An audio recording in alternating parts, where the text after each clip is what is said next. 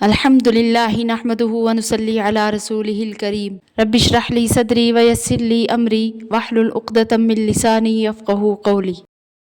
مسلمانوں کو جو احد کے واقعہ میں عارضی شکست ہوئی تھی اور اس پر وہ پریشان تھے، تو ان کی تسلی کے لیے حضور صلی اللہ علیہ وسلم کو چند امور کا حکم ہوا تھا، جس سے رسول اللہ صلی اللہ علیہ وسلم کی ناراضگی کا خطرہ تو زائل ہو گیا، لیکن ان حضرات کو اس واقعہ میں کفار کے مقابلے میں جو یہ مغلوب ہو گئے تھے، تو اس چیز کی حسرت ابھی بھی ان کے دلوں میں تھی۔ تو اس لیے ان تمام آیتوں میں سے پہلی آیت میں ان کی حسرت کو دل سے اتارا گیا ہے۔ اعوذ باللہ من الشیطان الرجیم، بسم اللہ الرحمن الرحیم۔ ان ینصرکم اللہ فلا غالب لکم، اگر اللہ تمہاری مدد کرے گا تو کوئی تم پر غالب نہ ہو سکے گا۔ وَإِن يَخْذُلْكُمْ فَمَن ذَا الَّذِي يَنصُرُكُم مِّن بَعْدِهِ، اور اگر مدد نہ کرے تمہاری تو پھر ایسا کون ہے جو مدد کر سکے تمہاری اس کے بعد؟ یعنی اللہ تعالیٰ نے ان کو شکست دینے کے بعد ان کو غالب بھی کر دیا تھا۔ وَعَلَى اللَّهِ فَلْيَتَوَكَّلِ الْمُؤْمِنُونَ، اور اللہ ہی پر بھروسہ کرنا چاہیے مسلمانوں کو۔ وَمَا كَانَ لِنَبِيٍّ، اور نبی کا یہ کام نہیں، ان یغل، کہ وہ چھپا لے، ومن یغل یأتی بما غل یوم القیامہ، اور جو کوئی چھپا دے گا وہ لائے گا اپنی چھپائی چیز قیامت کے دن۔ تو یہ آیت ایک خاص واقعہ کے متعلق آئی ہے۔ واقعہ حسب روایت ترمذی رحمۃ اللہ علیہ یہ ہے کہ غزوہ بدر میں مال غنیمت میں ایک چادر گم ہو گئی،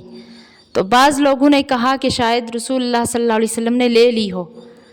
یہ کہنے والے اگر منافق تھے تو کوئی بعید بات نہیں،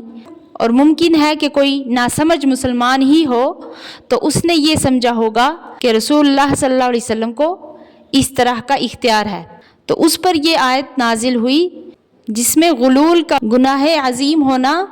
اور قیامت کے روز اس کی سزائے شدید کا ذکر ہے، اور یہ کہ کسی نبی کے متعلق یہ گمان کرنا کہ اس نے یہ گناہ کیا ہوگا نہایت بیہودہ حرکت ہے، کیونکہ انبیاء جو ہوتے ہیں وہ ہر گناہ سے معصوم ہوتے ہیں۔ اور یہاں جو لفظ ان یغل فرمایا تو غلول مطلق خیانت کے معنی میں بھی استعمال ہوتا ہے، اور خاص کر مال غنیمت میں کی خیانت کے لیے بھی۔ اور مال غنیمت میں چوری اور خیانت کا جرم عام چوریوں اور عام خیانتوں سے زیادہ سخت ہے کہ میدان حشر میں جہاں ساری مخلوق جمع ہوگی، سب کے سامنے اس کو اس طرح ذلیل کیا جائے گا کہ جو مال چوری کیا تھا وہ اس کی گردن پر لدا ہوا ہوگا۔ دوسری اور تیسری اور چوتھی آیات کے اندر جناب رسول اللہ صلی اللہ علیہ وسلم کی عظیم الشان صفت اور اس خیال کی غلطی کو بیان کر کے پانچویں آیت کے اندر خود حضور صلی اللہ علیہ وسلم کے وجود کا نعمت عظمیٰ ہونا اور آپ صلی اللہ علیہ وسلم کی بعثت کا انسانیت کے لیے احسان عظیم ہونا واضح فرمایا گیا۔ تو اسی کو یہاں پر بیان فرمایا گیا کہ ما کان لنبی ان یغل ومن یغل یأتی بما غل یوم القیامہ، کہ نبی کا تو یہ کام نہیں کہ کوئی چیز چھپائے، اور جو کوئی چھپائے گا تو وہ لائے گا اپنی چھپائی چیز قیامت کے دن۔ ثم توفی کل نفس ما کسبت وہم لا یظلمون،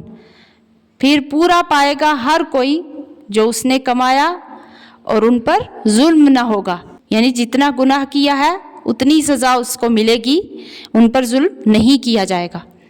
افمن اتبع رضوان اللہ، کیا ایک شخص جو تابع ہے اللہ کی مرضی کا، کمن باء بسخط من اللہ،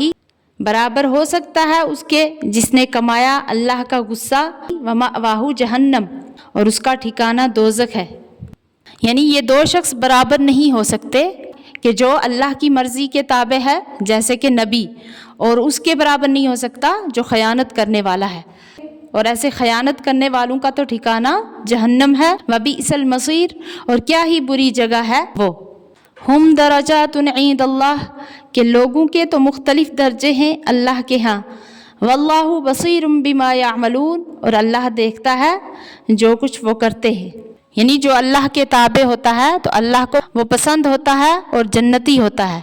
اور جس پر اللہ کا غصہ ہوتا ہے تو وہ دوزخی ہے، اور اللہ تعالیٰ خوب دیکھتے ہیں ان کے اعمال کو، اس لیے ہر ایک کے مناسب معاملہ فرمائیں گے۔ لقد من اللہ علی المؤمنین اذ بعث فیہم رسولا من انفسہم، اللہ نے احسان کیا ایمان والوں پر جو بھیجا ان میں رسول انہی میں کا، یتلو علیہم آیاتہ پڑھتا ہے ان پر آیتیں اس کی، ویزکیہم اور پاک کرتا ہے ان کو یعنی شرک وغیرہ سے،